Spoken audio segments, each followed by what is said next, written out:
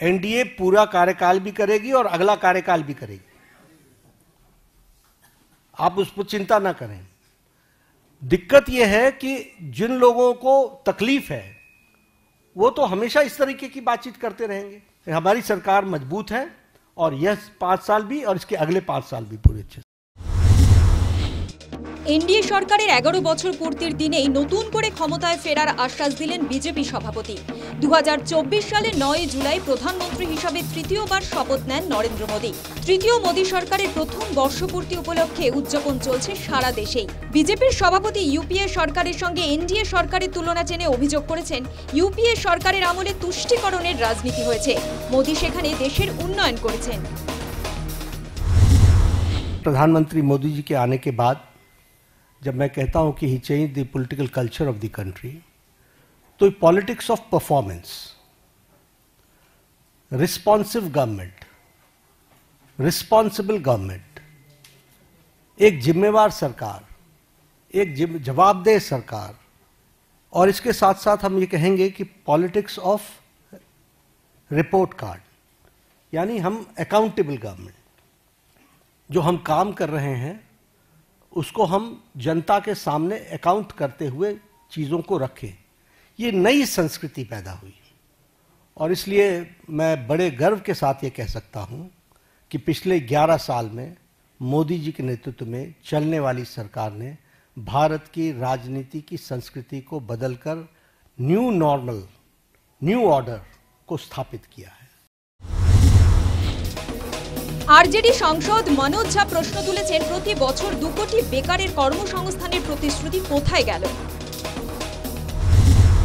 प्रधानमंत्री जी, जब आप 14 में चुनाव जीते थे, ये मैंने सदन के अंदर कहा है, मंदिर, मस्जिद, गुरुद्वारा, गिरजा की साइज बता के नहीं जीते थे। आप जीते थे 2 करोड़ नौकरी प्रति वर्ष की बात पर। 2 करोड़ के हिसाब से 22 होते हैं, 22 करोड़, 11 दूनी 22, 2 करोड़ का हिसाब कम से कम दे दीजिए, 1 साल का या 11 वर्षों में ही, वो आपके पास है नहीं। तो ढपली अपनी पीठ खुद से थपथपाना सबसे आसान काम है। কেন্দ্রীয় কৃষিমন্ত্রী শিবরাজ সিং দাবি করেছেন মোদির আমলে শস্যের পরিপূর্ণ হয়ে উঠেছে দেশ, কৃষিক্ষেত্রে অভাবনীয় উন্নতি হয়েছে, দাবি শিবরাজের। खेती की दृष्टि से मैं देखूं तो ये प्रधानमंत्री नरेंद्र मोदी जी के विजन, नीति और कार्यक्रमों का प्रभाव है कि 4th तिमाही में एग्रीकल्चर ग्रोथ रेट 5.4% रही है, जो अपने आप में एक बहुत बड़ी उपलब्धि है, क्योंकि एग्रीकल्चर ग्रोथ अगर 1-2% भी होती है तो दुनिया में उसको बहुत बड़ा माना जाता है। मैं प्रधानमंत्री जी को बधाई देना चाहूंगा। आज देश के अन्न के भंडार भरे हुए हैं, गेहूं में, चावल में, मक्का में, मूंगफली में, सोयाबीन में हमने उत्पादन के नए रिकॉर्ड बनाए हैं। কয়েকদিন আগেই জানা গেছে জাপানকে টপকে বিশ্বের 4র্থ বৃহত্তম অর্থনীতিতে পরিণত হয়েছে ভারত। সেই প্রসঙ্গে সমাজবাদী পার্টি নেতা অখিলেশ যাদব প্রশ্ন তুলেছেন, মাথাপিছু আয়ের হিসেব কেন দিচ্ছে না সরকার।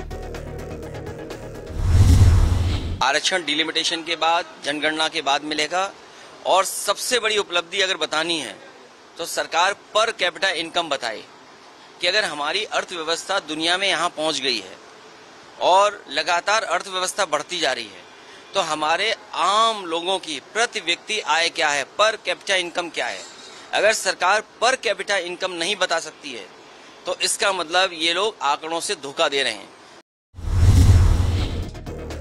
এবছরই বিহার বিধানসভার নির্বাচন, সামনের বছর পশ্চিমবঙ্গ, তামিলনাড়ু সহ 5 রাজ্যে নির্বাচন রয়েছে।